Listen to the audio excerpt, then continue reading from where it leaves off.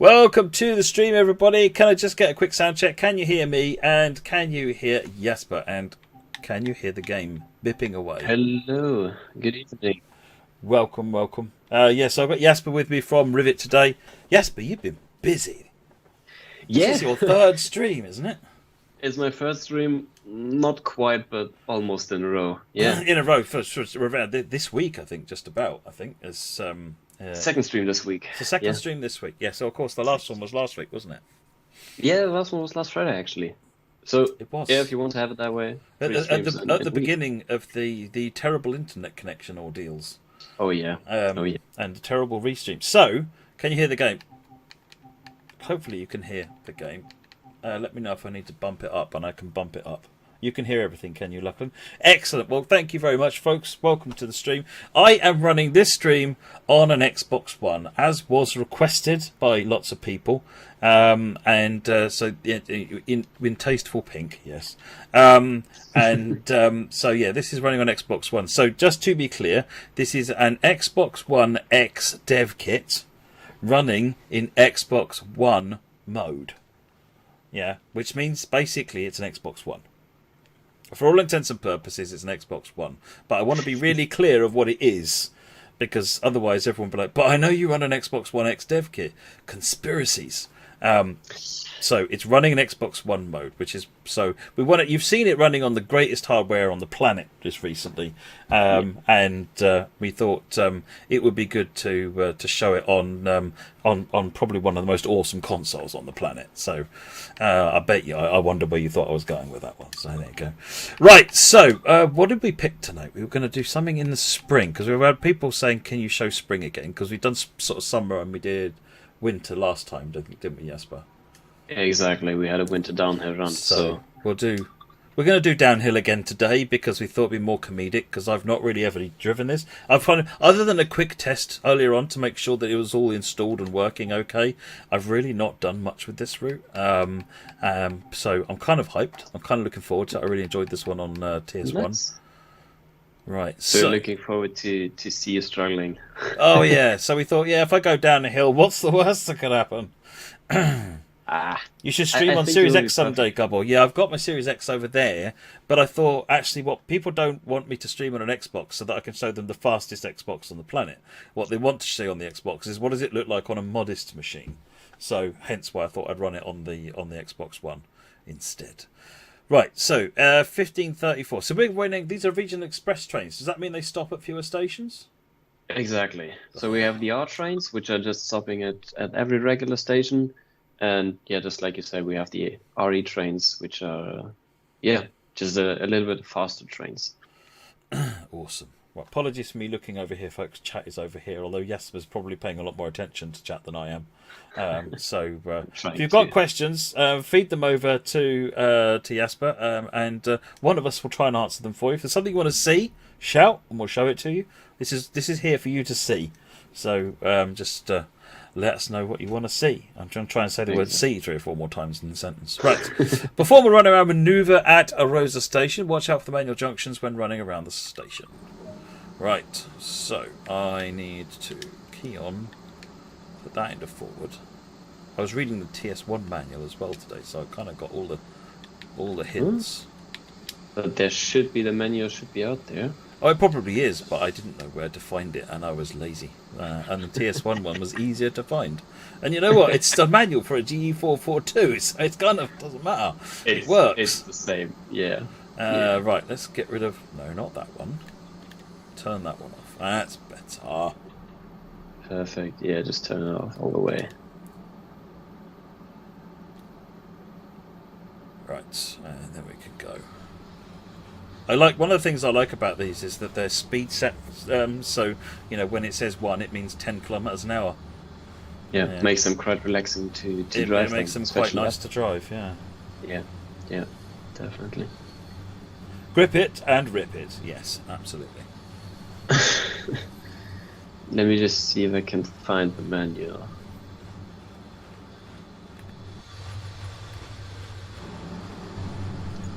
Oh, okay. I'm not going to look that up yet, but it's noted. I'll have a look at it after the stream, so I make sure. the people who want to have a look at it can have a look at it. Oh no, hang on. Keep forgetting on the controller. I need to make sure I'm set to the right brake mode. Otherwise, I'm set to the useless at the moment brake mode. Okay.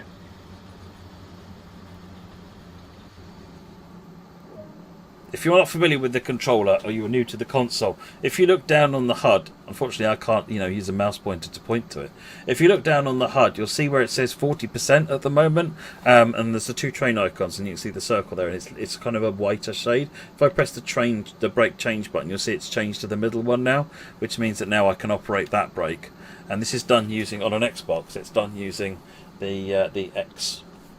He says hovering his finger over the wrong button entirely. This one. It's done using the X button to cycle between the current brake mode, which means that you can control all of them there. You can obviously pick these levers up and do it on here as well. But I like using the controls when I'm playing with it on the controller itself. So you can choose between the locomotive brake and the vacuum train brake. Yeah, and then on the HUD it tells you which one is currently selected by lighting it up. Which is quite neat. I've never played on Xbox or PlayStation before, so I'm you need to fix that.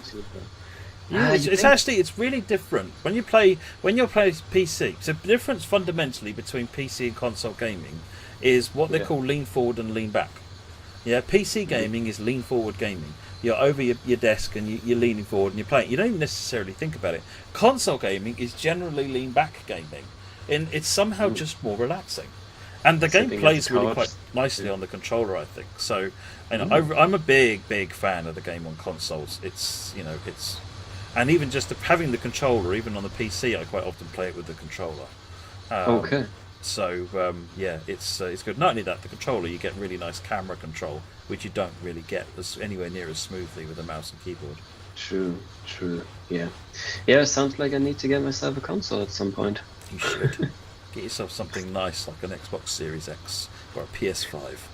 Well, that's the question. If I choose an Xbox or a PlayStation, then votes from the audience, folks. Should Jasper get on a PS? I didn't dare to ask the chat. Yeah. I'm sure everybody will be calm and it'll be fine. Absolutely. Yeah. That's like what it was between Android and iPhone a few years ago. And still is, frankly. All the people who have iPhones were just wrong in the end, as it turned out. Yeah. You have to make the decision. What's an Xbox? Yeah, okay. I'm an Xbox fan, but I've been an Xbox fan for a long time. But I, not that long ago, picked up a... Well, actually, it was a couple of years ago now. He says not long ago, crikey.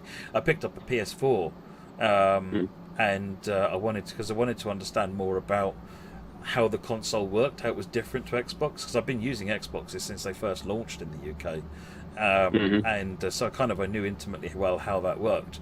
What I didn't know was how well the what a PlayStation did, how the PlayStation network ran, and all the rest of it. So I picked that up. I really actually enjoyed the PS4. It was they're both good machines. Yeah.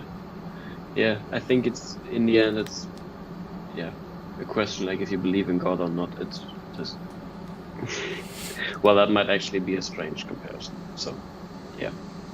No, a lot of these things they do become as heated as religious debates do. Got the light. We're good to reverse back again.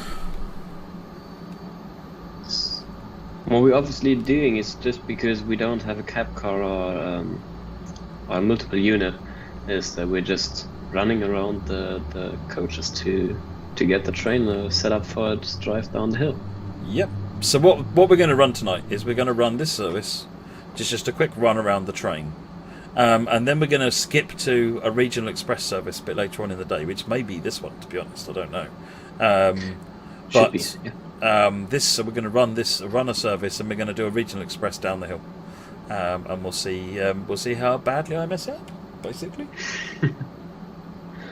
I think someone like you with lots of experience driving trains, it won't challenge you that much. Oh, now you've set me up. Everybody in the chat knows just how easily it is for me to chuck it all in the river. Oh well, at least we have something to talk about, laugh about, whatever then. So. No, I think it will be good. It's not that hard.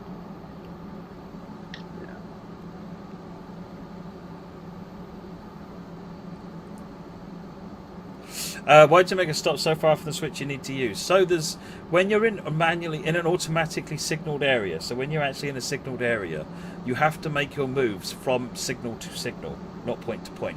So you have to actually clear the signal that will let you do the move you want to do in the other direction, essentially.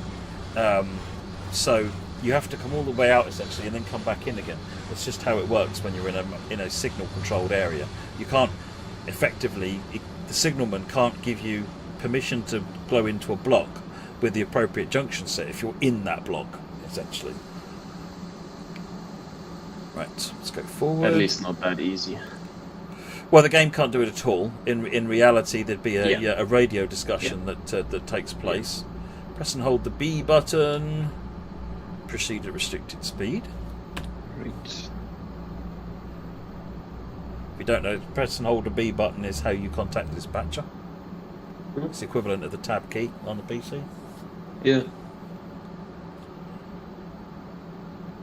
How long does it take to go end to end? About an hour. I would say plus minus 10 minutes. More plus 10 minutes. And we've got a request for the map, if we can show that. Yep, let me just get buffered up here and we'll show the map.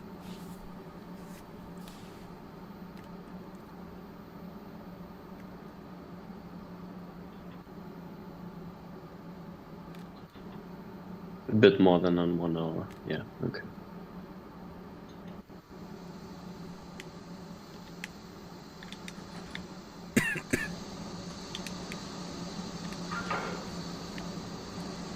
There we go.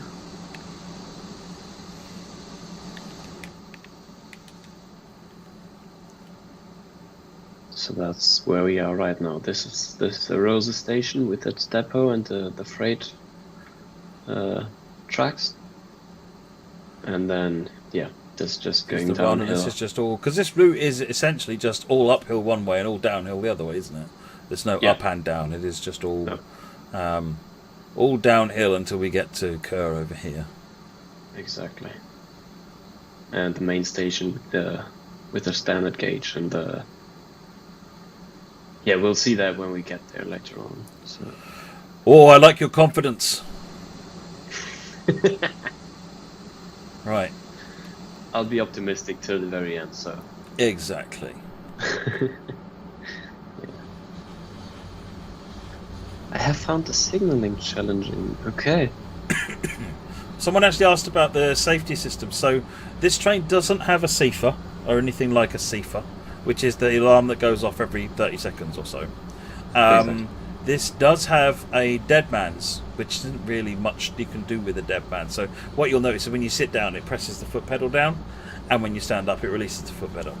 So you can cut that system in if you really want to. That is there. That's the switch on the bottom left down here, and that's default to cut out, so that's not there by default.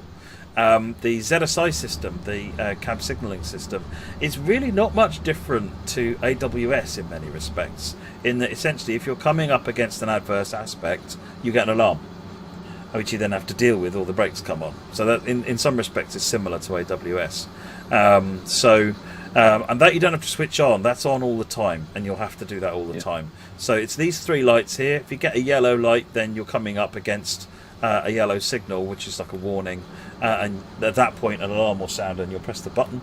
And the button you press is this one, which is also just tap the B key on your controller. Obviously the equivalent then for your Xbox controller. Just a standard acknowledge key it is in Train Simulator. Yep. Yep, your normal acknowledge key. I don't think there's any kind of like speed patterns you have to follow like PZB. It's just do as the signal tells you to, really. Yeah. There you go. That was turning around and parking back up, ready for a later run. And I didn't mess it up. Yes, we're still on the track. Look, I told you. We're going to make this. It's going to be good. Yeah, absolutely. Right. Oh, we got an achievement as well. Completed something. Good. Got more than one achievement. We got TSW2 Prospector, which is earn your first gold medal. Hey. Anyone would think this was a relatively fresh profile. Right. Let's pick that again. We'll stick with the same sort of weather, and we're going to do 1434. RE 1434 or Rosa Kur. Which is just the service we've parked there, so yeah. Almost like we're doing some shift on a regular driver.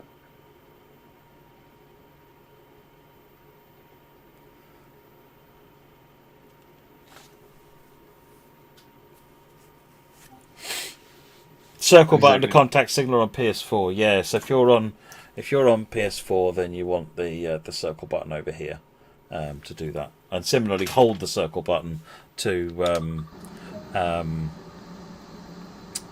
contact the dispatcher.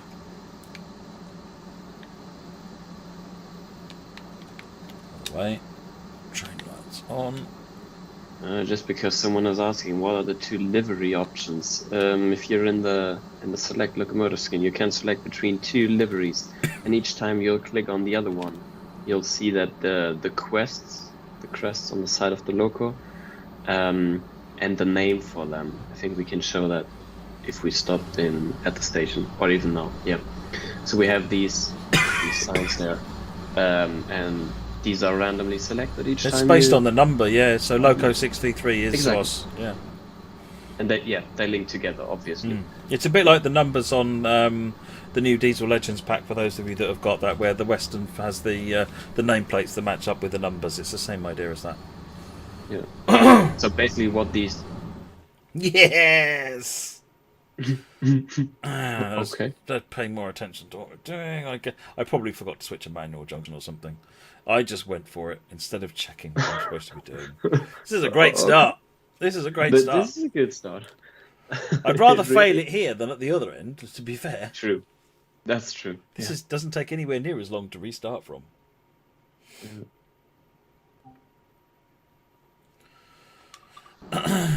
Right, okay, let's start that again. Right, so everything you just saw didn't actually happen. You didn't see that. It's all good. So someone on the chat. Remember when Jasper said we're getting to Kur? Will do, absolutely. Just check the map this time. And what do you know? That junction's not set correctly. Okay. So when you're using the map, hover over the junction and it highlights in purple, and then you can see where the whole junction is going. And then so you just hover over each junction until at this point we're now in automatics, so there's no more junctions to set. Right. Okay. Loco brake. Get release the train brake, and away we go again. Makes it feel better when the pros do it too. Yeah, of course. Now you can see we've got a different crest on the side of the loco, so it's the Arosa one now. This is the Arosa number 622. I did that on purpose so you could see a different crest on the loco. Like just we were professionals. Exactly. Yeah.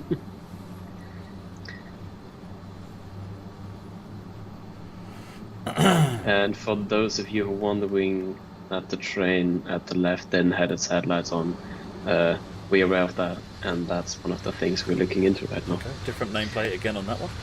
Exactly. Actually, these are modeled, so you can. Yeah, see they that. look like they've got a 3D depth to them. Yeah, and they actually do have. So it's not just a height map or something like that.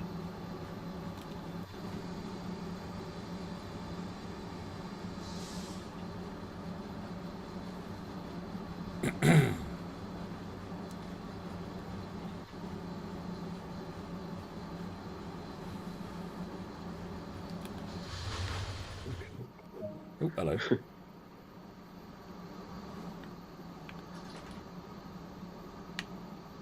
There we are.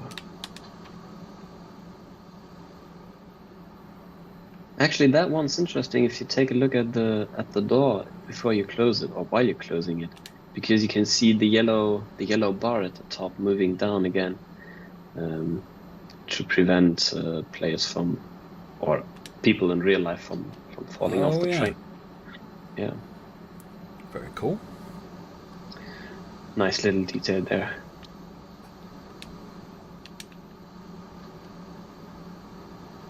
And of course, for those that wish to play about with the windows, they obviously you can set the windows how you want them to as well. Just a neat little touch. Actually, I quite like that. And you actually can select the blinds behind them as well and get them down. I don't know why you would want to, because you don't see anything then, but... We want the fresh air. You want the fresh mountain air, but not necessarily the blinding sun on your book. So you would waste the opportunity to have one of the greatest landscapes? I wouldn't. Clearly someone would. Oh, yeah. It would seem odd to go all that way and then read a book, but folks be strange sometimes. That's true. There's probably people commute on this, though. This isn't just a tourist railway, isn't it? This is like an active railway that people actually get on and off. So you find that, Joe Bloggs, wherever that would be in Swiss, is probably really bored of the sights. He's lived in the mountains all his life, and actually reading a cracking book is what he wants to do on the way home overnight. And so that's where the blinds come in handy. They were for Mr. Swiss Joe Bloggs. I would understand that, though. Yeah. And just like you said, there's actually quite important link between the towns of Arosa and Chur. Just because, like you said, it acts as a standard regional train. So yeah.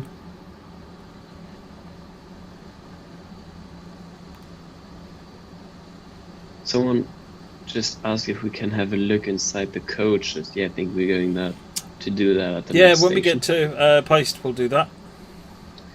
Yeah.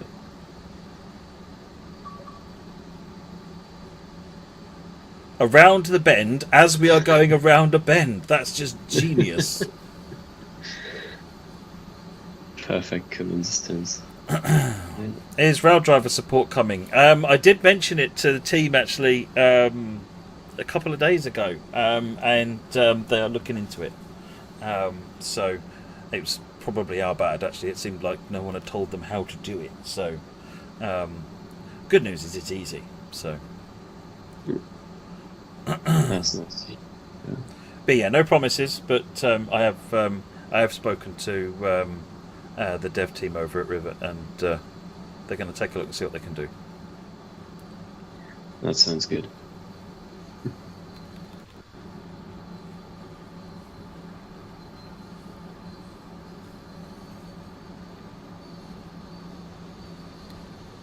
Yeah, I don't like the heights. How many stations are on this route? 8 or 9.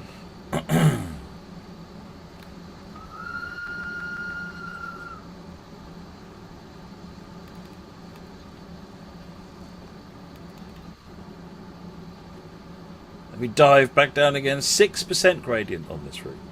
Yes. 6% gradient is just epic in railway terms. Your average American steep railroad is 2%.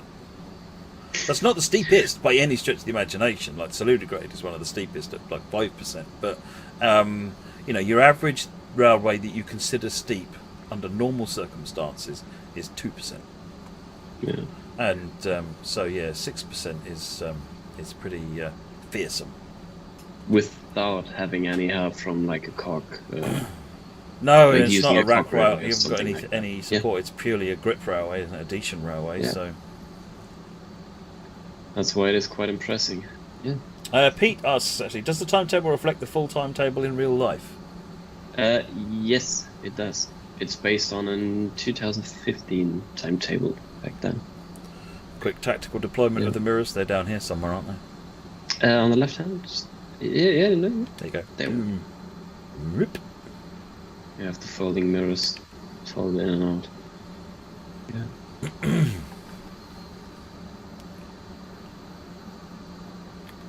Just because we had the question, is this the only train in this route? Yes, it is. We have the RHBG 442, which is the loco we're currently looking at. Personally like that one. I think love it's this. just a timeless Whenever I design. think of this area, this is the kind of loco Yeah. that jumps to my mind. Yeah, absolutely. Oh well, the crocodile does as well. And the Um, crocodile, yes, true. But more so this one actually than even the Allegro that I know that people are would you know, I think because I was on the TS version, I think had the Allegro. Yeah. And but no, I think the 442 is a lovely loco. Yeah, that's a good choice, I think. Just because it's interesting to drive. Yes, Um, I like the older stuff. I've always liked the older Me stuff. too. Me It's too. Yeah. you know, the newer stuff tends to boil out the fun. Um, yeah, and replace it Yeah. with a computer that does all the fun stuff for you. Yeah. Yeah. Mostly. Yeah. And I think because even Uh, the newer ones, they don't actually do cruise downhill, do they? They only cruise uphill. It's still up to you to manage your speed down the hill, even on the newer ones. I think I think the Allegro does. You does. don't have to do anything driving downhill. Wow. Okay, maybe I Uh, might like the Allegro more then. oh, yeah. Can we use So this we have- loco yeah. wagons in Scenario Planner? I believe that's a yes, isn't it? Of course. Yeah. Yeah. Well, this stock should You be would- fully compatible with the Scenario Planner. Yeah. We have different. What is it called?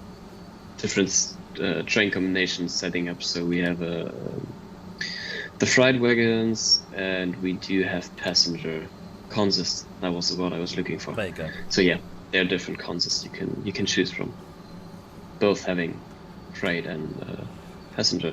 Gilly, it is indeed what they call a BB, I think, over in Switzerland. But yeah, it's a Bobo. Yes, 4 powered axles. two on each bogey. Yeah. No, there aren't any freight services. We are having a look into adding a few, but that might not happen. This is the obvious hint. We might have something for you in the future. Can't tell you more about that now, but it is.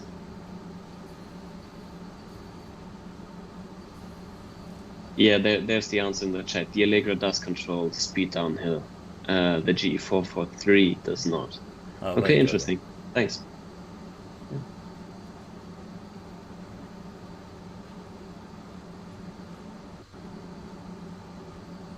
These signals are really interesting. He says, getting up from the chair, because why would you want to sit down in the chair? These signals are really interesting because you get a green light at the end of the junction, and it's got the little release lights underneath it, and essentially you need to stop at the like the red and white checkered board. Yeah. Oh, start You stop. putting it in brakes. But- Press the wrong button. But maybe that's a chance for us having a look at those. Actually, yeah, at let's those do that. songs. Let's just do that, shall we? So yeah, over here you've got this. So let's say you're coming down here, and what you see here are these two red boards. So if you're on the right track, then this red board. So this is where the signal actually really means to take effect from. So if you pass this signal when you're not supposed to, this is where you spad, not where the light Yeah. is. Yeah. This is because Switzerland or the RHB in specific is using, like you can see, there's only one exit signal on these two tracks, and that's the way how they manage it. And the yellow indicators below the main signals are telling you for which. So if there's a green light on the signal, and you have the vertical dots on the right one, you're then allowed to go from the right track, but you're not allowed to continue from the left track. Yeah. So that's clever. basically what these are doing. It's very clever. Interesting system. I've never seen this anywhere else. No, it's a nice touch. It's good to see it implemented as well. Yeah, of course. I mean, it's an iconic RHB thing on the Arosalinie. So, yeah. Right, we continue our journey at express speeds. Let's speed up a little bit. Someone was asking why there isn't any freight if you show it in the trailer. Wait, there are freight. I think freight is used in scenarios. It's just not Exactly. used in There are service two mode. freight scenarios and one combined passenger freight train, which is something quite usual on the RHB. Yeah, they haven't got a lot of. It's quite busy. The real Yeah. the real service. The they haven't got really the room to keep slotting freight trains in. And so what they do is they tack on 2 or 3 wagons to the passenger service, so that you don't have to put in an extra train. So it's quite a clever system. It used to be done in the UK, back in early steam days. So in steam days, you'd see a mixed train with passenger coaches and some milk wagons and a parcel van or something. But they stopped doing that because freight, is more bulk these days. But it's not bulk. This is servicing a limited community. There's not much scope for this to grow. So actually, I think seeing a full freight train is relatively rare, if I remember rightly, on this line. It is, especially on the Arosalinie. It really is. Yeah, you might have someone for the gravel plant we passed earlier, just because I imagine these are getting really heavy, and you don't want to have them on your passenger train. No. Yeah. But it is rare to see them, that's true. Yeah.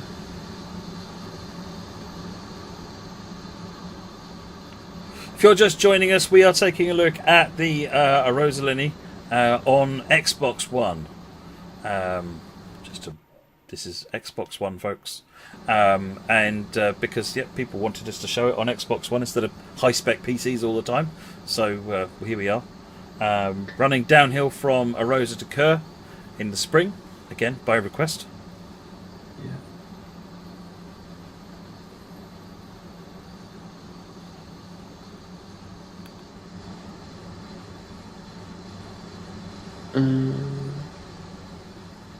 Just because someone is asking about the cars from the yesterday stream.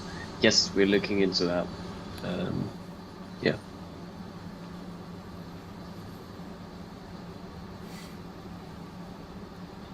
Nothing much more to add, yeah. Oh, that's interesting. Someone was asking, I saw that the station Kurstadt in the game is actually called Kuralstadt in real life. Is that a mistake or the name has changed and I'm not aware of it? Actually, the station was named Kurstadt until 1 or 2 years. And then they changed it to Kuralstadt. So if you check the signs on the station itself, they would say Kuralstadt. But it hasn't been updated in the instructions where it tells you to go to Kurstadt. Oh, I see. So yeah, that's basically just because the survey we did for this route was a couple of years back. So yeah, that's why that is.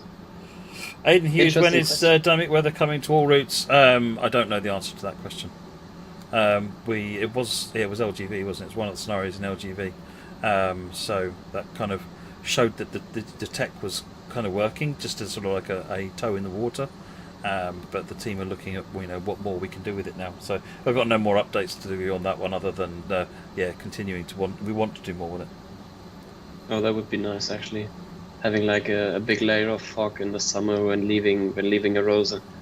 And then having it slowly fading away while going downhill. That would be cool. Yeah.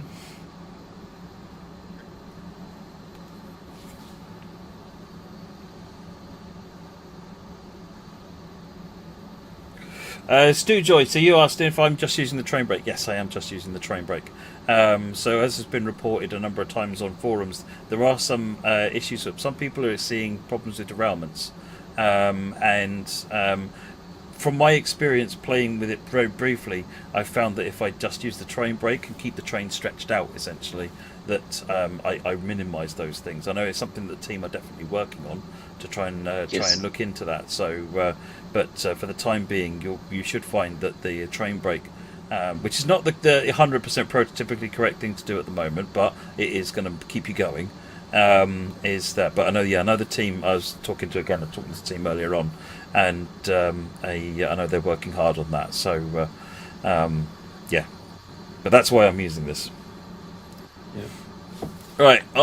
So this is a good example. We're coming up to this signal. It's a green light, and it's the left-hand one, which means I'm good to go. Exactly. Yeah.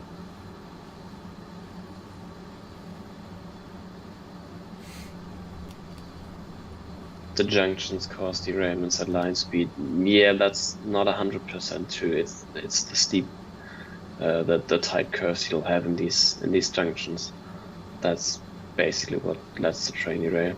And if you have to think about it, in real life, you would only use the dynamic brake because it's only affecting the loco. You would have the coaches pushing onto your back. So yeah, you can avoid it by using the train brake. And just like Matt said, if you're using the train brake, you should be okay. But it is something they're looking at, so it's. Yeah, actually, we're looking into it to make it more forgiving and to allow you, just playing the routes how you would like to play it. Yeah, there's been a lot of feedback. I mean, if you're having any problems with the route, do make sure that you raise support tickets and get that feedback on the forums. It's all being collected and collated. Rivet are going through and trying to work out, what's important, what's actually causing problems for people, what's the general feedback like.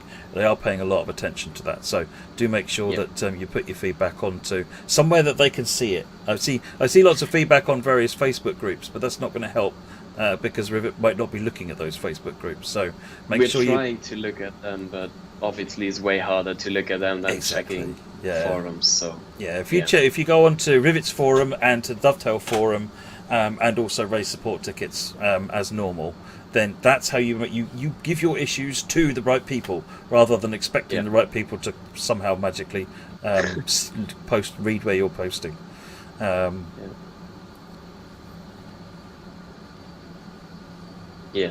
Why do you isolate the safety systems on all trains and train sim when in reality they wouldn't be isolated? So there's a really good reason for that, and that's because this is supposed to be fun for everybody. If you are somebody that knows how to do safety systems, then you're probably someone who can turn a safety system on. If you're someone who doesn't know how to do safety systems, you're probably not someone who can turn it off. And that's why it defaults to off normally. I know this one doesn't, but normally they default to off, and that's the reason why. Because if you know what you're doing, it's easy for you to turn it on. But if you don't, you might be stuck with it because you might not be able to figure out how to turn it off. If someone was saying, is it a challenging drive?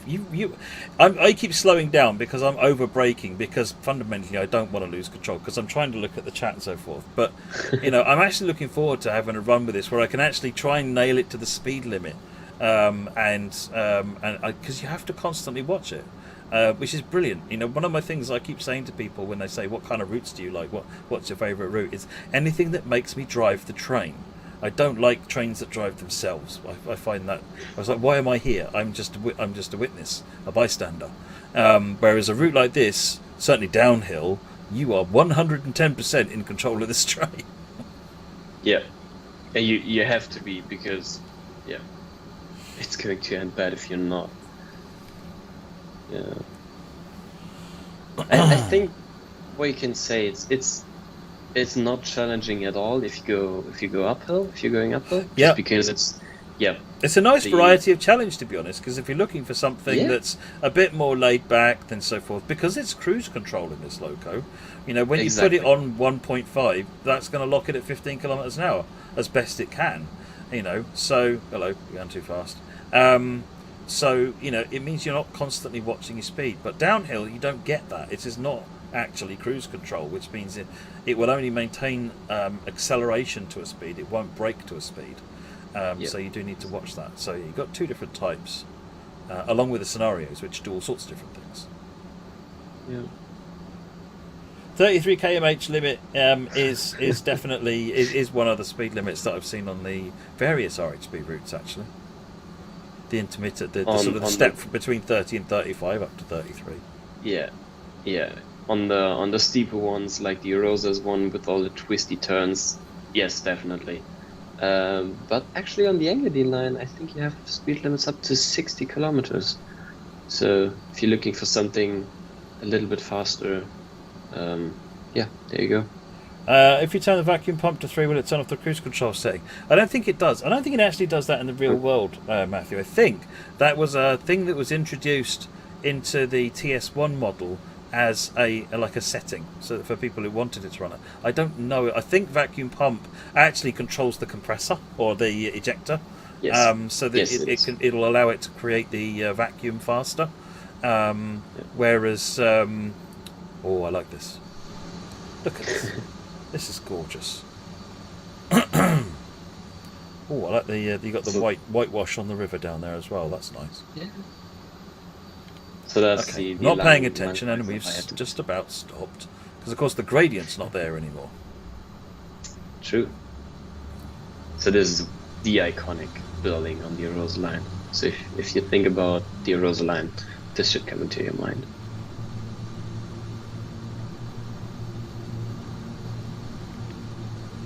What's this viaduct called? Langwieser Viaduct. Langwieser. You'd like to visit there in real life? Yeah, I'll tell you what, James Simpson reactions. Oh. Me too. But then I want to go everywhere, so... I keep seeing these great... Train sim for me is about tourism. It's tourism without going anywhere. You know, and if I don't have to actually get off my chair, somehow that makes everything really fun for me. I don't know. My wife's got a name for that, but it's really interesting to see all these really cool places and learn more about them through train sim. But trust me, especially on the RHB, it's worth getting there in real life just because it's so much different from... Yeah, totally. I was able to spend some time living in Australia for a while, and that was nice out there. I really enjoyed that. Just riding on the different trains and seeing what's going on in the different places. That's always interesting if you get something you've never been before and you see how they do the commuter trains and subway and whatever. That's always interesting. Yeah. Right, this is my signal. I'm good. Just to let you know, we've read the comments about the timetable and we'll have a look at that.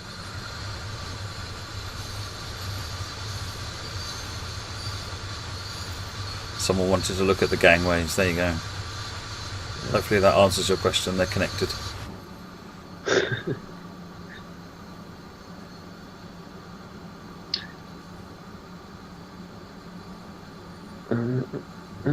The tracks. What? The tracks look too thin. Yeah, that's true. This is narrow gauge. We have a narrow gauge. Exactly. Yes. But if you're using the off the rails mode, you can put whatever you want onto them. So I'm not saying that I really did this. I did, but I wasn't at all driving an SD40 down this route earlier on. I did. Okay. That was quite fun. The only thing I tried was the BR204, which felt kind of strange. I decided that there was a shipment of 500 tons of coal that needed to make it from Arosa to Kur suddenly. And that was fun. Which makes totally sense. It does, totally. Yeah. They're known for their 500, massive ton production of coal up there, and the SD40s that drive up and down there. It's a perfect choice, yeah. Oh yeah.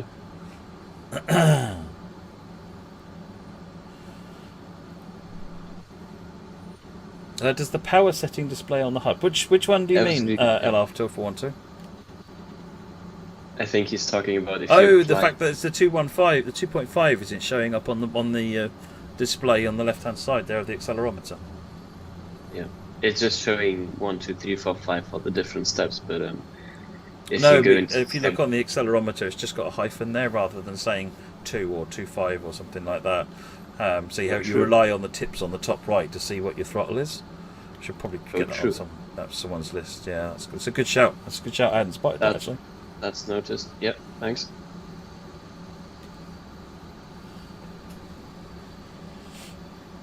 Ross Gilbert says the Gronk fits perfectly in the tunnels. The Gronk fits everywhere. And you know what? If it didn't fit, it makes it so that it fits.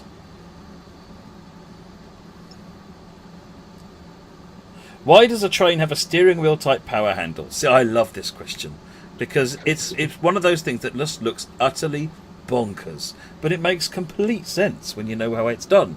And the reason is because in these older trains they needed a much wider range of settings. This has got all the Bremsen section, which is the dynamic brakes, all the Fahren section, which is all the power, and you can see how much range that's got. Now if you imagine how you've got your wheel and you're steering it, but you're turning it to get the power. The difference between 0 and 1 on Fahren is is enough that you can do it quite happily. And similarly, you've got a nice range of control on the Bremson. Now put that on a little lever going backwards and forwards, and you'd find that significantly harder to get any kind of fine control over. And that's why they do this.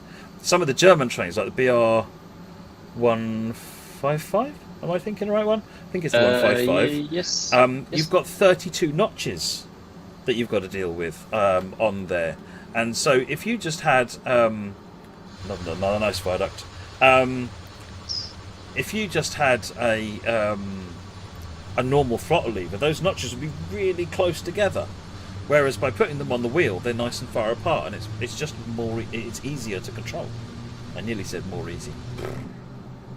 But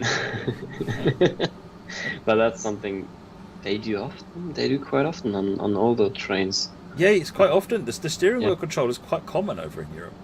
Yeah. It's something that the Americans and even UK enthusiasts wouldn't know about, because it's not something I think has ever happened in either of those countries. It's one of the reasons when we look at us Brits and Americans look at these things and go, steering wheel. That doesn't make sense. What are you doing that for? But actually, it's a brilliant idea. I think so. Yeah, and you're having the same if you're going into like the old trams in Germany. They mostly do have like these steering wheels, and so you'll always have people asking you, oh, "Okay, you're controlling this with the wheel, and so if there's a curve, you need to turn it, right?" So you're going. Yeah. I can imagine that confusing the heck out of people. Well, no, it steers itself. Then why have you got a steering wheel? Oh yeah, genius. Is my cab light on? It isn't. I can turn it on. It's this one down here, I think. There you go. That's the cab light. It's quite nice, that. But I'll turn it off because I'm a good boy. Save some power. Well, you're not supposed to drive with lights on because it causes reflections on the windows. Some Soviet diesels have steering wheel or semicircular controllers too. Yep. Yeah.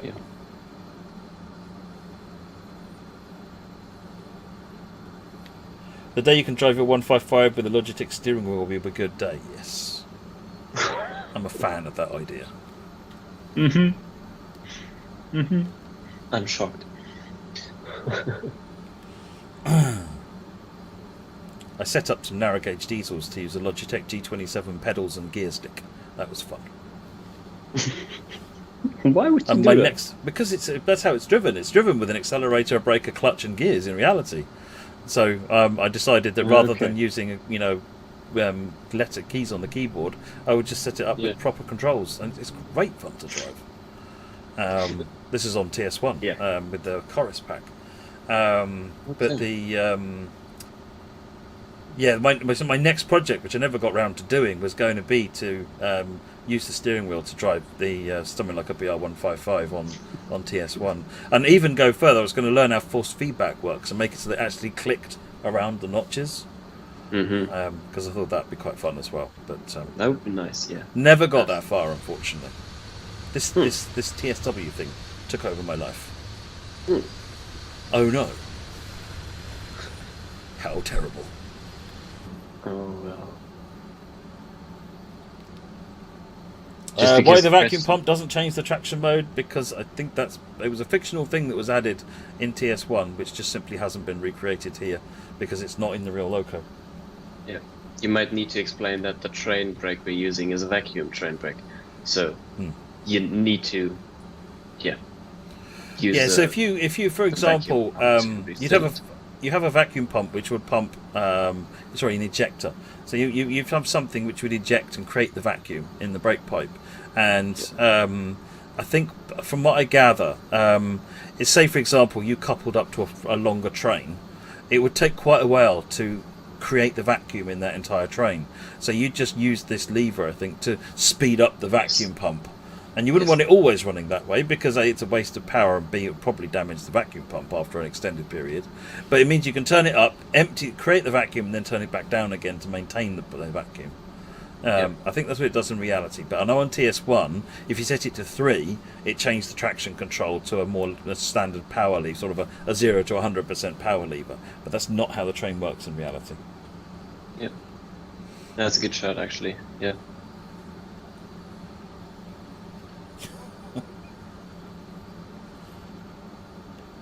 What do UK trains switch from long combined power brake holders to power combined? I'm not quite sure what you mean, Euromaster. If you want to rephrase that. It's only a 2% grade. That's nothing. Almost boring, huh? Well, of course, my braking is overdoing it now. Oh, and this is a go via. I don't stop here. Okay, don't stop here, everybody. This is not me missing the station. Exactly. Is my FPS capped at 30? No, it isn't. I'm currently doing 32, 33. There was some 34s earlier on. 35 even, I just saw there. It is something around a healthy 30 FPS. It's running very well. Very, very well indeed. Right, green signal. We are clear to proceed on the right-hand side. That be me. Oh, hello. You see the thing that I like about this is that you can see the gradient changes are so severe you can see them. Yeah. You can sort of see the track diving off down in front of you. You've just gone from flat ground to 6% drop in one go. You know, it's really fun. I imagine being a driver on there in real life and looking down these hills and knowing you have the weight of the train in your back. Ooh, okay. And thinking, if I come off, I'm going all the way down. Mm-hmm. There's nothing to stop you. Which kind of probably encourages you to pay extra attention. Yeah. Different approach, I would say. Yeah. How'd you get free from the camera from the controller? You can't, old David. If I press and click outside, I can flow around. But I can't stop and let the train go by. If you want to do that, then you'll need to switch to the classic control in the settings, and then you get the old style of controls, and that includes pressing and holding, I think, the right joystick button, which brought up a menu, so you could pick what you wanted to do from all the different cameras that are available.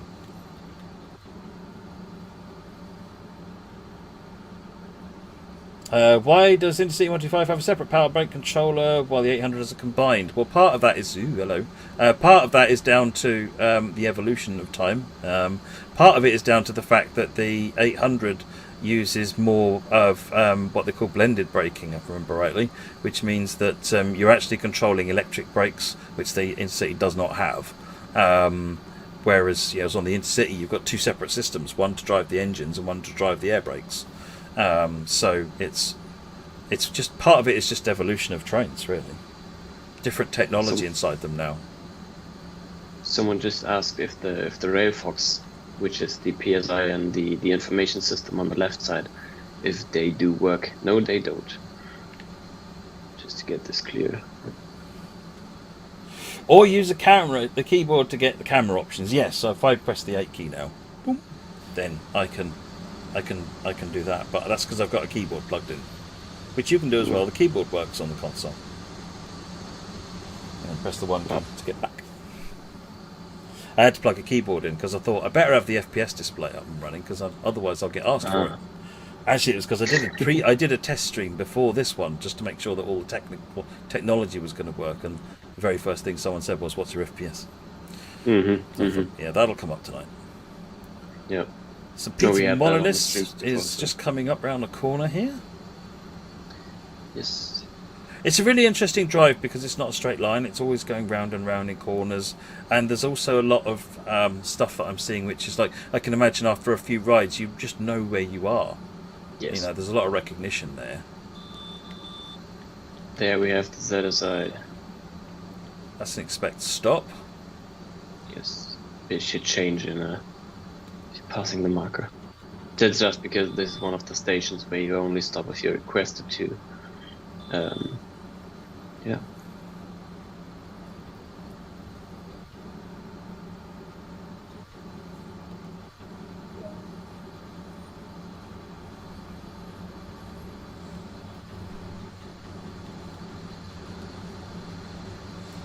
Once he gets out of the way, anyway. Yeah. What services use the request stop button or the guard signal? These are purely visual. You can use them if you want to, but you don't have to use them. They won't affect AI trains. Yeah. and they are not working randomly as they did in Train Simulator, just because it's not possible to do random events in the timetable mode. So that's why they're not there. Try looking back with the head-out camera. Oh, I can only look back half. Oh, hello. Can only look back halfway. Why's that? Oh, that's noted. Is that a PlayStation issue? Because PlayStation and Xbox. Because I did that on PC before. I wonder if it's a controller, a thing with the way the controller's set up for it. Then something to have a look at. Might be an older build. No, that I was trying it on. So, Good shout. Thank you for letting us know. Oh, Vebris says it doesn't work on PC either, using the keyboard either. So yeah, okay, something to look at generally then. Okay. Yeah. No, thanks, folks. Yeah, we have more people confirming that. And exactly everything you get into the dovetail support will be forwarded to us as well. That's for sure. Yes. Oh yeah. Yeah. No. The Dovetail team are capturing us whatever they can see and working with Rivet to make sure that all of your valuable feedback is collected together into one place. As I say, just the more you can help us help you by giving your feedback to us or to Rivet, rather than expecting us to go and find it. We are looking, but of course if it's not where we normally go, we might miss it, and we don't want to do that. Can we get reflections on the mirror rather than having flat against the body? So you can open the mirrors out, but reflections on mirrors are not something that we currently do in the game. They currently cheat. They use a thing called screen space reflections, which is what you can see there. That's because screen space reflections are basically free. There's no frame rate cost for screen space reflection, whereas there is a frame rate cost, and potentially a hefty one in our experiments so far with Unreal. So we need to find a cost-effective way of doing things like cameras and mirrors, because they're all the same thing in Unreal terms. That then doesn't start halving your frame rate and doing other things like that. So sure, it's possible. It's just something that needs time and attention. So it's a performance issue. While we haven't done this. We did it on in the original Sound Patch grade. We made it to where on the turntable you could turn on the little monitors, and that was kind of our early experiments with it, and it filled everyone with terror because the minute you turned it on, the frame rate went down quite significantly. So we did some things to make it have less of an impact, but it's still been something that team are aware of, but it needs more careful attention. You don't just do that by just saying chuck a camera and it's fine. Because it won't be. We are heading for Kerr, Simpson Reactions. We are going down the hills, therefore down to Kerr, up to Arosa. Can you show me where you activate ZS, Christoph? You don't have to activate it, it's there by default. So it's just there all the time, and the only thing you need to be aware of, it's a bit like AWS in the UK. If you get the yellow light come up on the on here, or it'll show up on these three lights are mimicked on the HUD on the bottom right.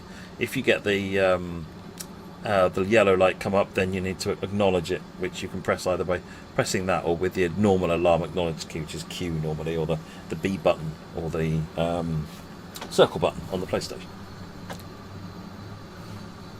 How can the AI request and stop? No, they can't. You can't force the AI to stop by pressing these buttons. They will let a light, or will start let a light flashing, but you won't stop the AI train by it.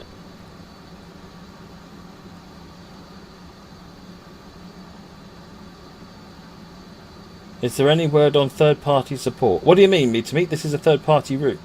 This route is developed by Rivet Games. And it's your third add-on, is it now? Yes. The 204 Isle of Wight, and then the Arosalinie. Yeah, exactly. So, growing collection, rapidly growing collection. Yeah. Which is good to see. Obviously.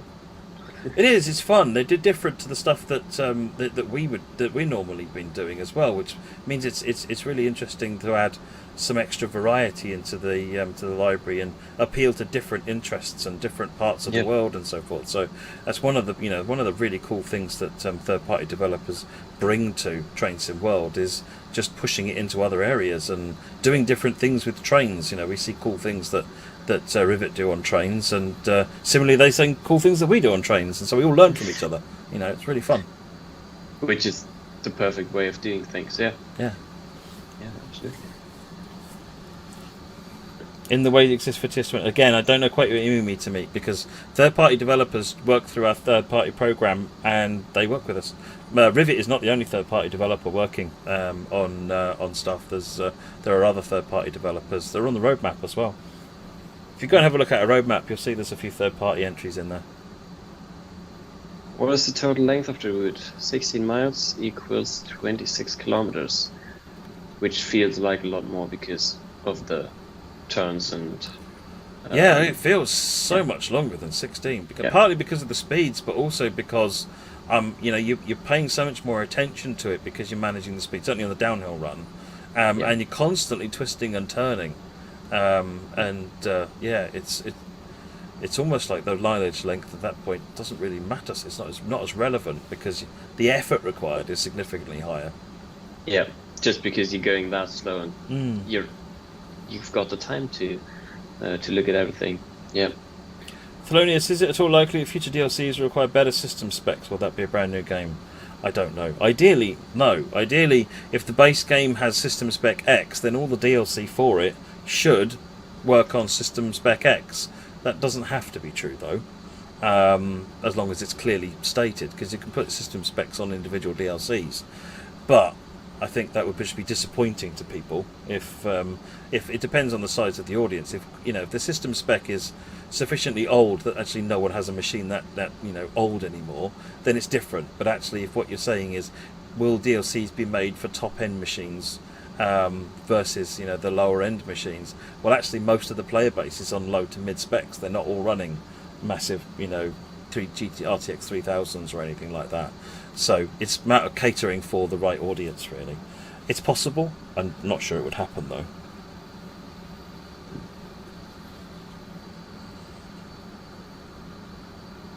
I can't give you a hint on our next product just because someone asked. But keep an eye on the roadmap. That's probably where we'll see it first. You'll see it first on the roadmap, almost certainly. Yeah.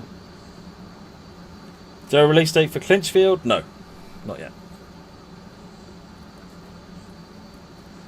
As Sam has said on a couple of streams, there'll be a flashy whiz-bangy trailer and all sorts of cool things announcing that, essentially. So, right, we've got another double yellow as we come into here, so I'm just going to get a jump start on the brakes. Not paranoid or anything. And then again, as we come through here, we'll see the alarm go off, and we just need to acknowledge that. Or not. Or not. Well, okay. Noted.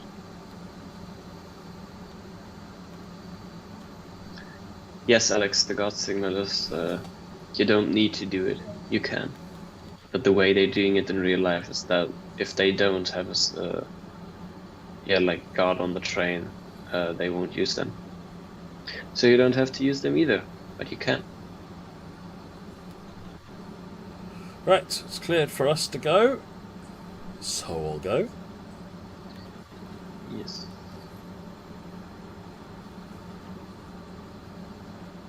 .4 for our next stop.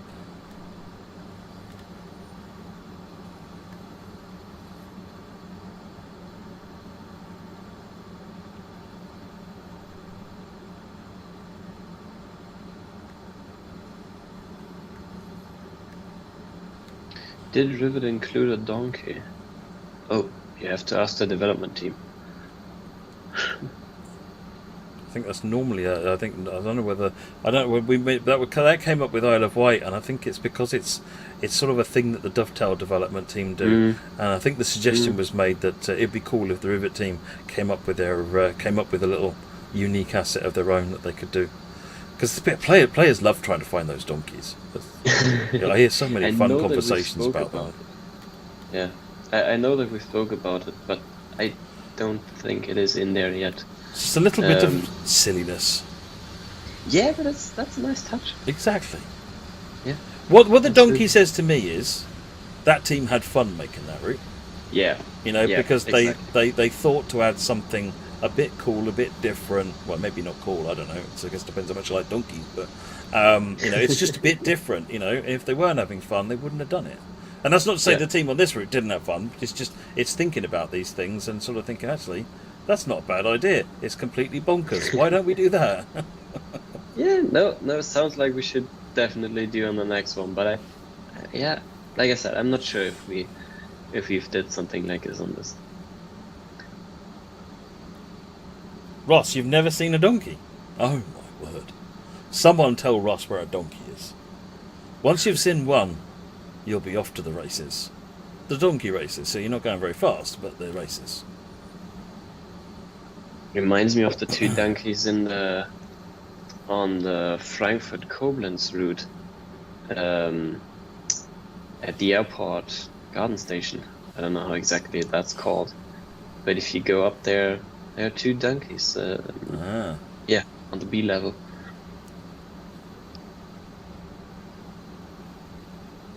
I'm not sure what's happening in terms of Clinchfield streaming, Grant.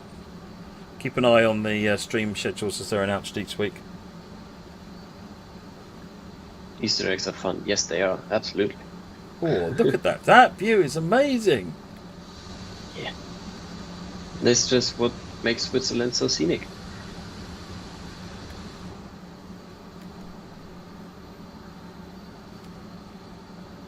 When I play this route, there's always a donkey on it. The donkey is me. I like that insta-sim. I might steal that. Alex, that's noted. Just to make this short.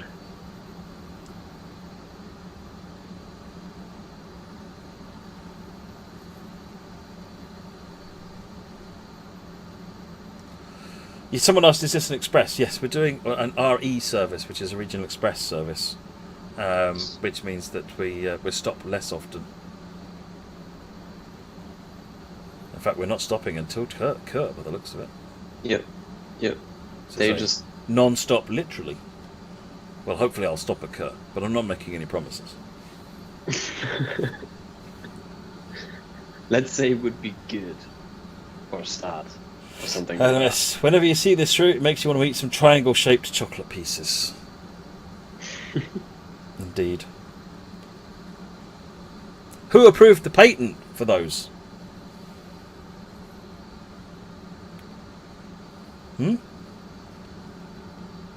Someone can tell me who approved the patent for Toblerone. Would be interesting to know why. Very famous person. Very famous person. And not who you'd expect either, really. It's a bit of a wheel out the bear in the mountain. No, not the bear in the mountain, no. Yes, Stoney. Einstein. Albert Einstein.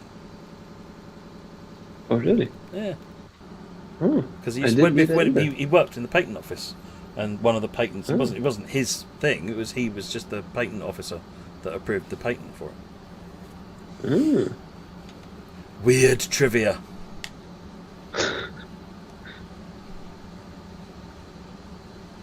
How many types of train are in the pack? One train, 3 coaches, a baggage wagon, and a goods wagon, and a route. A wood wagon.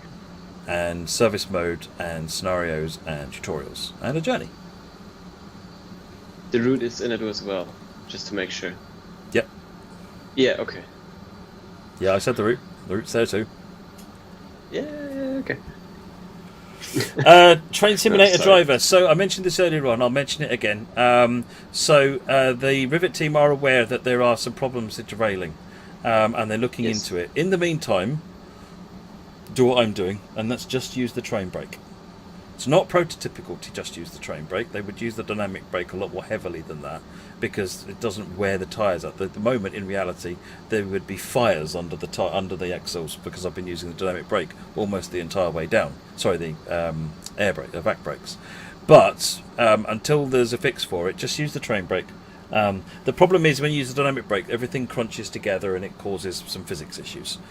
So they're looking into what they can do to resolve that. Have a good idea of what to do now, so hopefully you can see that in an upcoming patch. But it's for the time being, use the train brake on its own, which is what I'm doing, and you should be fine. Nothing to add. Perfect. Yeah. Alex, yes, it's noted. I can smell the brakes from here. Yeah, me too.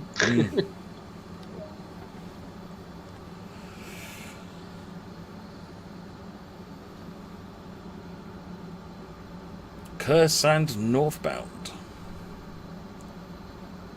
Yep. Good. Just the upper end of the Got a curve. line.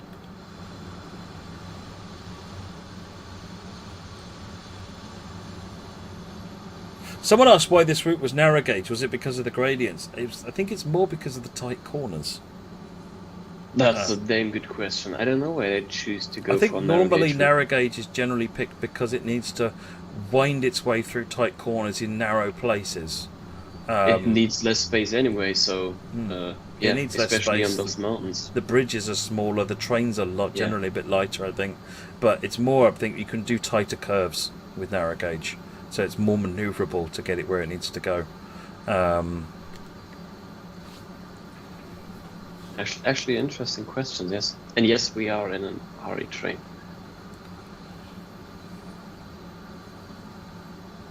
Where the derail's happening, is it over points? It's sharp corners, so points are a key one. Mostly if you're going downhill, Pretty you'll much, see that mostly. half I've seen a couple of reports of uphill, but it's more likely uphill. Sorry, downhill, because you're stretching the couple, you're compressing the couplers a lot more. But yeah, like I said, when I spoke to the Rivet team earlier on, they thought they had a handle on it, and they were working towards a solution. So it's on the mend. So in the meantime, just use the train brake, and that way you can enjoy the route. How many scenarios do we have? 5 + 1 tutorial. I derailed uphill in the tutorial, yeah. Like we just said, we're having a look into it, and we are optimistic to get this fixed.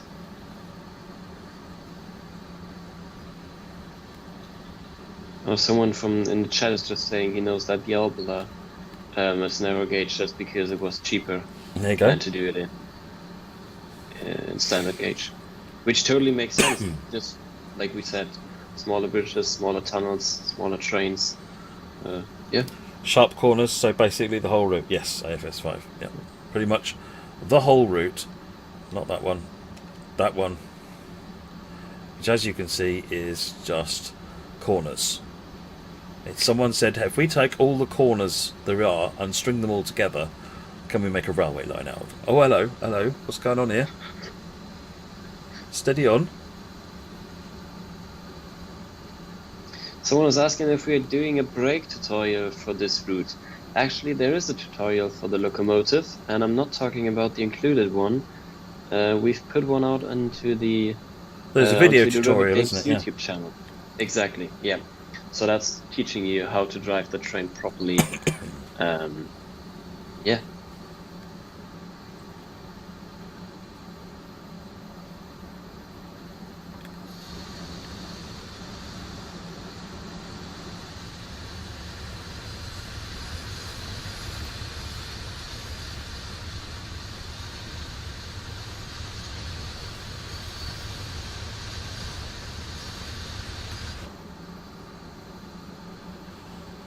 Thank goodness brake fade isn't simulated, and indeed forest fires.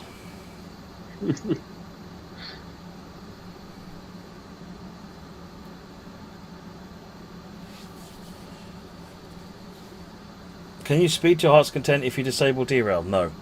Disabling derail is about points and being in the wrong direction, where the train is thrown off because the point is in the wrong direction. If you just go bonkers with the physics, then the physics will go bonkers with you.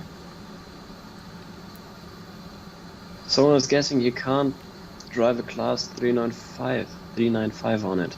Yes, you can in off the rails mode, and as long as the train, As long as the fits train you the want to pit, station. yeah, as long as it fits the marker, you can drive anything in off the rails mode. Now, whether it'll get up or down safely the 6% gradient, it's a separate discussion to have. You know, That's most something most else. trains that aren't actually built for this railway aren't built for 6% gradients. But my 500 tons of coal journey was hair raising, shall we say? Mm. It required a lot of brakes, and still was a I little can on the imagine. fast side.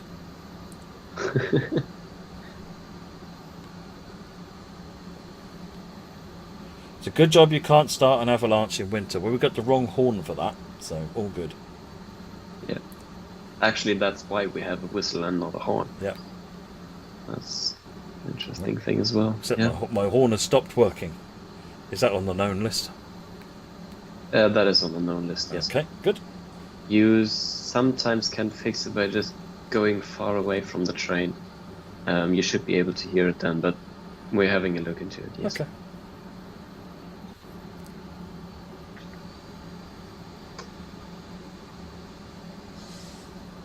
US trains aren't built to handle 6% grades. Well, Saluda's 5, Derek. Albeit, an average train on the Saluda grade isn't very long and has got something like 10 locos on the front.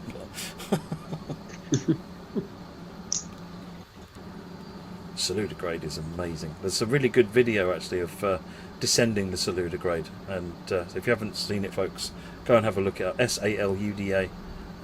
Fascinating railway. Never heard of that one before, to be honest.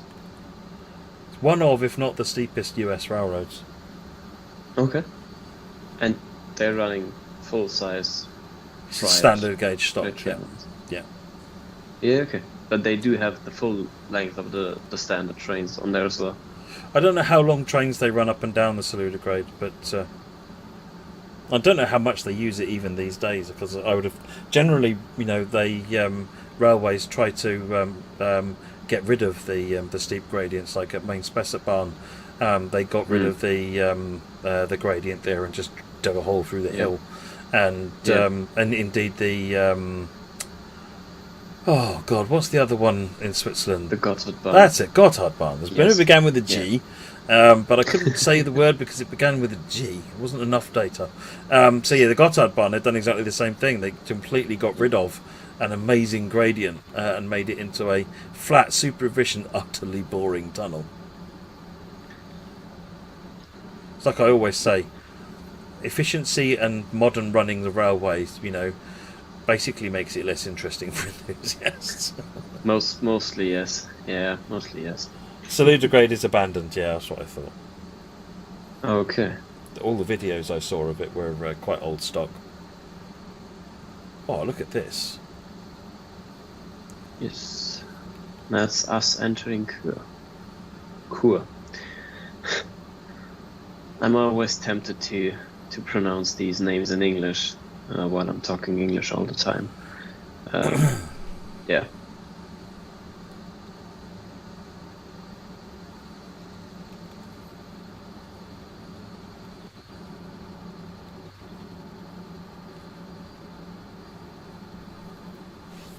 Interesting idea, adding sparks to the brake. Ooh. Yeah, you could do that. Mm-hmm. Have some sort of variable managing. The more you use the brakes, the hotter they get, and after a point, kick off lots of sparks. That'd be quite fun. Actually, it would be absolutely, especially at night. Yeah. Then you're off to implementing wheel flats or other funky things.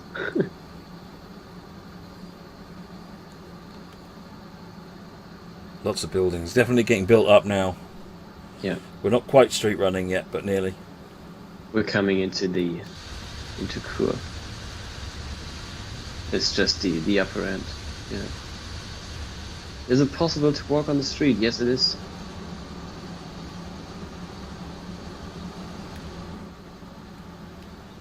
What's this speed going on about, Matt? Come on, get with it.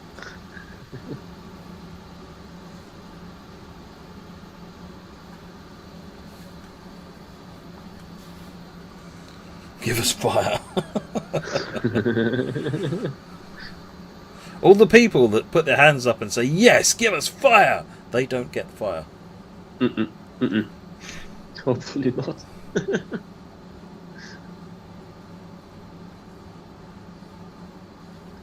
What you can see in the distance, yes, we are aware of it. Yes, we're aware of that.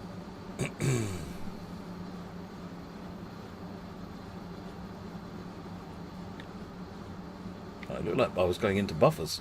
I was getting a bit concerned. No. I think we're good.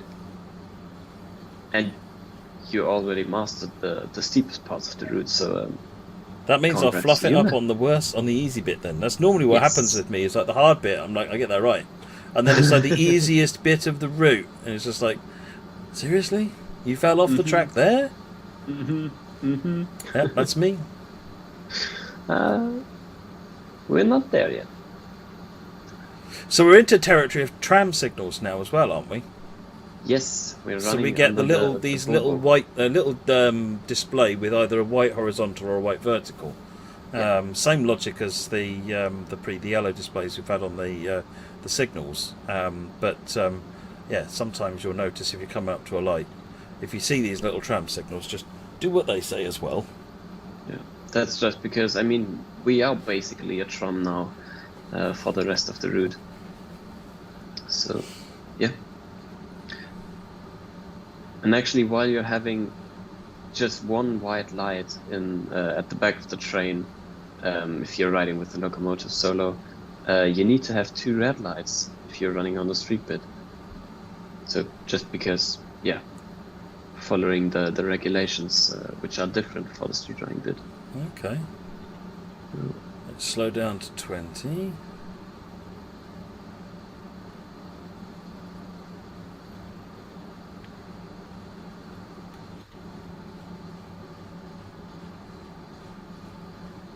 Yes, there is a mountain missing, and yes, we are aware of it.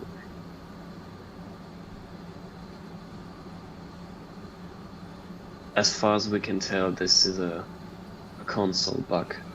Yeah, it's We've like it's not not had this rendering on the terrain out PC as as far well. as it is rendering out the assets. Yeah.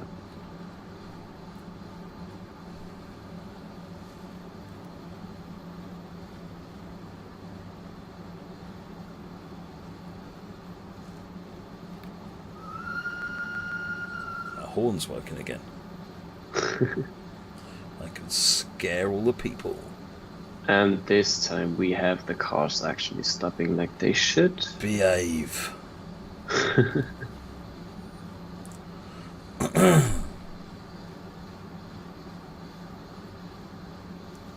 That's just one of the features we've implemented for the Arosalinie. Just because the working traffic is It's Yeah. cool. It's really neat to such see. a unique thing to Rosa. Yeah, I was really pleased when I saw that. I was like, oh, that's neat. I like that. Yeah, it's just something different you're not used to see. Yes, the GE44 is the only loco in this route.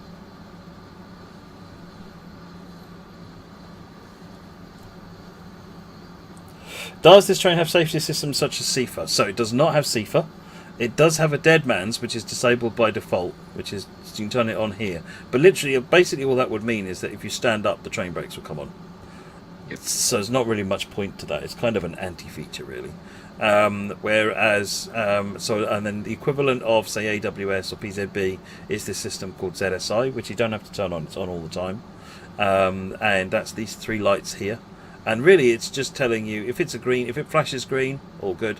If it flashes yellow, you need to press a button to acknowledge it and start slowing down, do what the signal tells you to do. And if it says red, then you're stopping. You know, it's quite a straightforward system, but quite effective.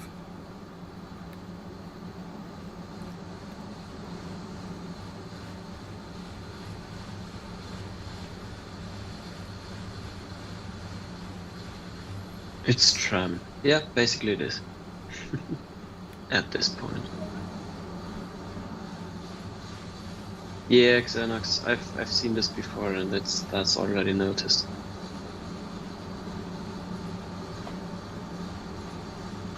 Right, now we've got to stop. This is where it all goes wrong. I'm already speeding. Oh, wow. Breaking the speed limit is not the way you start, Matt.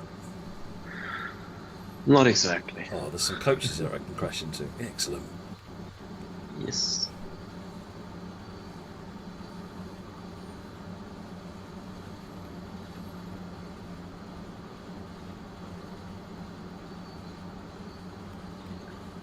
There we are. Oh, that was cool. That was cool. I really enjoyed that, actually. That's, as I say, it'll be. I'm looking forward to actually running that off stream, so that I can actually pay more attention to what's going on and get down it quite a lot faster than this, to be fair. And yeah, that's good fun. That's really good fun. Glad you enjoyed it. Is there any trick for getting the throttle back? No, you just have to wait. It looks like it's implementing a 10-second wait time to reset the traction motors. So you just have to put it into throttle, wait for the 10 seconds, and then it should be reapplying the power again. Yeah, I think that's certainly what it seemed to be doing here. I had the same before. Now, the first time I drove it, I was kind of okay. Is it broken now? But no, it's just taking some time to get the energy again. Yeah. Well, it's certainly on American locos, the 10-second timeout is because you don't want to potentially apply power while the motors are in reverse polarity, because then sparky things and the magic smoke gets let out and the train stops going. Yeah. So they have a timeout in there to make everything, make sure everything is zeroed. There you go. Yeah. We did it. Well done. And I got a gold medal as well. Boom. Gold medal. Awesome. Right. Was there anything else we wanted to look at before we were finished, Rivet? Jasper? Rivet. I don't think so. I mean, we could ask the chat if they want to see anything else, but I mean, yeah. Okay. The graph looks like the Alps as well. Yeah. That looks perfect. That's perfect. That's exactly how it's supposed to look. Smooth or something. Yeah, I'm sure it's fine. Okay then, folks, we'll call time on it there. If you have got any more questions, post them on the forums. If you've got feedback for any issues that you're having, then again, pop onto the forums or to Rivet's forum, Dovetail's forum, or raise a support ticket. Make sure you raise your issues directly, so that you know that they've been received, and get onto the list for looking at. There are some issues being looked at the moment. So I think as that mountain that we saw coming into Kerr, and the derailing issues that some of you are having, those are being looked into as well. And there's 2 or 3 other smaller issues being looked into as well. So just make sure you keep bringing your issues to the team, so they can keep looking at them and keep factoring them in. Oh, off the rails. Yep. Sorry, that's come up a couple of times, and I did think before we finish up, then let's just do a quick off the rails. Because someone said they wanted to just look at how nuts it looks. It really doesn't look that bad, to be honest, because narrow gauge isn't that much narrower. So I've got to remember to use this on the console. Name, let's call out YYYY. This is my normal name for a service.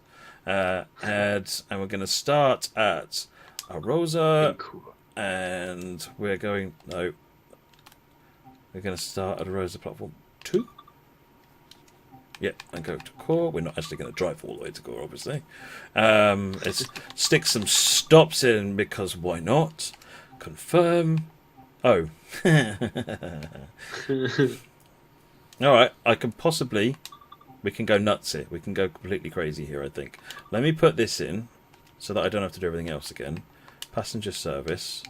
And this is going to be named TTTTT. You see, this is the other common name I use on the console.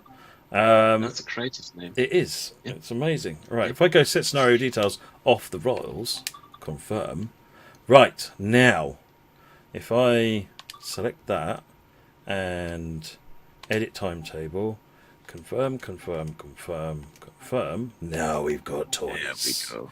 Now we've got toys. Right, SD40, I think. SD40? Yes. And I think we'll have a pair of SD40s. And we will come back out of that and run that. Go. Yes. Honey, I shrunk the trains. Oh well. Perfect. I haven't got the Gronk installed on here, unfortunately. I've only got the base content, Southeast and the 465 on Arosalinie installed on here. I just did a quick build on it earlier on today, just for the purposes of the stream tonight. So, does it work? Yes. It even fit under the bridge. Look, I didn't think it fit under the bridge. What does it look like? Well, clearly the wheels aren't on the tracks, but you notice they're not that far apart, really. So, from up here, you can't actually tell the difference. If you don't look too hard, it looks kind of odd with the narrower rails going underneath there. But and can you make it move? Yes, you can make it move. That's where off the rails get a different meaning. Yeah, off the rails. We are literally off the rails. We are, yeah. And that one, no, wrong way. That one, right. That one out there. Oh, you've driven this a lot of times before, huh? Once or twice. I was just joking because of the achievement stuff shown up. I didn't even see that. There you go. Does it fit the tunnel? Yes or no? Probably not. Probably not, no. And crunch. Wow. Well, hey, look. We can't see it in the cab, so I call that a win. Maybe it fits. Feels like I don't think so, no.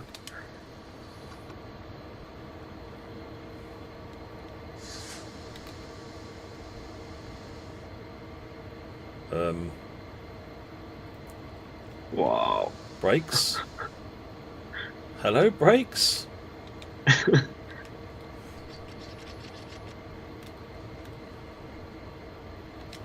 Relaxing 60 kilometers downhill.